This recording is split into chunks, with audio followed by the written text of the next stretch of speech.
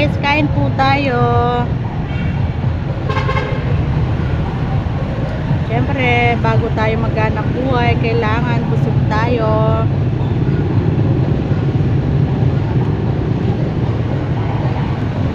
May suman tayo dito, guys. Tapos, siyempre, hindi mawawala yung kape natin. As usual.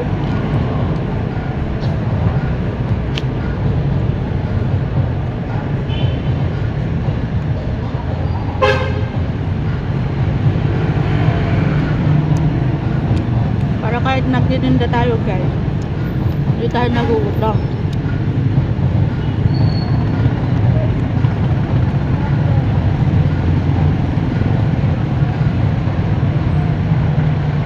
Kain po tayo.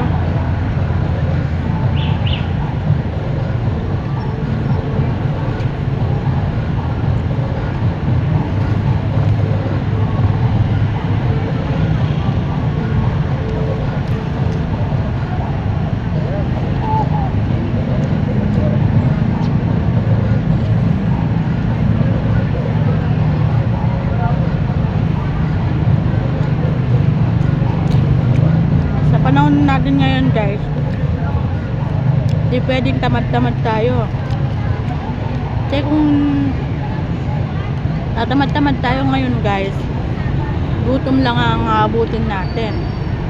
Lalo na ngayon, mahal yung bilihin ngayon.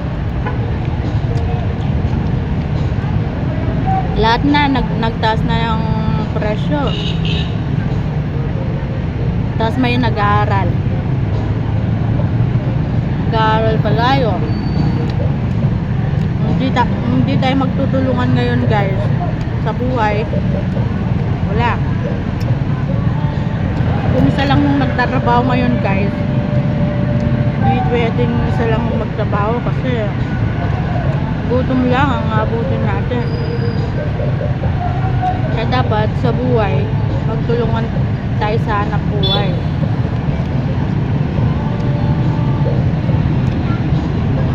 Para yung hirap ng buhay, guys, di natin masyadong maramdaman. Kung mahipag ka lang. Pero kung tatamad-tamad ka, guys, wala kang income, mararamdaman mo ang hirap ng buhay kung maghihintay ka lang. Siyempre, gusto mong pagkain, hindi mo mabibili kung wala kang pera, di ba?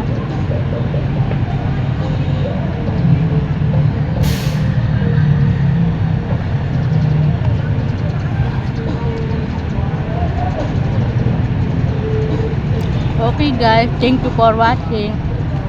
God bless. Follow, like, and share.